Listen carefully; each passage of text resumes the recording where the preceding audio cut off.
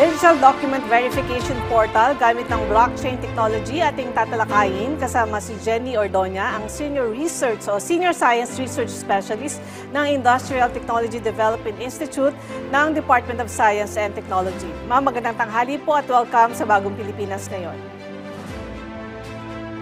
Magandang tanghali po sa inyong lahat. Ma'am Jenny, ano po itong online verification portal na proyekto ng DOST Industrial Technology Development Institute? Ito po ay online document verification portal. Naglalayon po ito na mag-authenticate at mag-validate ng accuracy and legitimacy ng mga documents na ini-issue ng aming institute. And we call it po as blockchain. Ma'am, paano at gaano kalaking tulong ito sa mga hacking incidents na nangyayari o pamimeke ng mga dokumento? Sa pamimeke po, sir, dahil ito po ay online, it will speed up verification process po ng aming mga stakeholders, ng customers namin, and other government agency. Sa pamamagitan po ng document verification portal kung saan na i-display kaagad in real time yung original na document, mabilis po natin madidetect or mabilis pong madidetect ng mga nagbe-verify kung fake ba siya or forged ba siya or na-tamper na yung documents na hawak niya. So ma'am, paano naman gumagana itong blockchain system na ginagamit ninyo sa pagbe-verify ng mga calibration, testing at analysis certificates?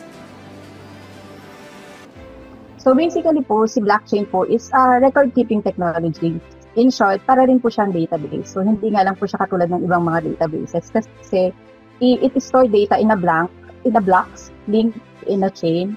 Kaya kapag may inalter ka po or dinilit ka, may iiba na yung structure niya. So imagine niyo po yung isang bracelet na mayroong gems in between chain. So kapag po may tinanggal kang isang gem or pinalitan mo, mabilis mo siyang makikita na totally different na siya. So lalo na po kung naputol siya or may tinanggal siya dun sa chain. So invalid na po yung buong chain niya. Kaya po siya tinatawag rin na immutable kasi pwede ka lang pong magdagdag ng record. Unlike yung traditional databases, madali pong mag-update at saka mag-delete. But for blockchain po, medyo mahirap pong baguhin talaga yung records. Kailangan mo ng malaking resources to change the record, the entire record. Tapos po yung control po niya is decentralized siya. So meaning, wala po siyang single authority. Para makapag-add ka ng record, kailangan mo ng approval from different nodes na sinet up mo. Kunyari po, meron kang 3 nodes that will be your approving authority. So kapag po, bago ka po makapag-add ng record, kailangan mo yung 3 yon, may isang consensus na tama yung structure ng data na i-add mo. At yun po yung tinatawag naman na consensus mechanism ng blockchain. So si blockchain po, para siyang logbook na pwede ka lang mag-add, maglagay ng new entries, and then everyone will get a copy. So yun po yung ginamit namin na mechanism para sa aming document verification portal. Ma'am, isa sa mga layunin ng blockchain ay mapataas ang transparency at accountability ng mga ahensya ng gobyerno. Paano po ito may sa katuparan sa proyektong ito? Dahil nga po yung data sa blockchain ay mahirap baguhin or burahin, maganda po itong gamitin para sa mga permanenteng records ng mga government agency tulad ng birth certificates, school records, even sa land titling po maganda rin siya. At maging din po sa distribution ng taon ng budget na ating malita sa mga ahensya. Ang blockchain po ay nakakalikha ng permanenteng audit trail sa bawat record nito na nalilikha siya sa bawat pag-add at bawat pag-reuse ng data. So, ang blockchain din po ay maaari din siyang i-set up bilang permission-based or limitado lang yung mga dapat na maka-access ng data or record. At kapag po alam ng publiko siguro na isang dokumento ay napakahirap baguhin or dayain, tingin ko po ay mas tataas ang tiwala ng ating mga kababayan sa ating government agency. So I think maganda pong tool din siya. So Ma'am Jenny, sa ngayon, isa pa rin bagong teknolohiya sa pamahalaan, yung blockchain. Ano po yung hamon na inyong naranasan sa pagpapatupad ng sistemang ito at paano ninyo ito nalampasan? Dahil nga po siya bagong technology sa ating bansa, dito sa Pilipinas, wala po tayong masyadong resources para dito in terms like human resource capacity for the technology and then the infrastructure itself. So sa amin po, ang unang naging hamon na naranasan namin nung nakita namin yung beauty ng blockchain technology is paano siya aralin, kung paano mag-set up ng sariling infrastructure, paano siya gamitin.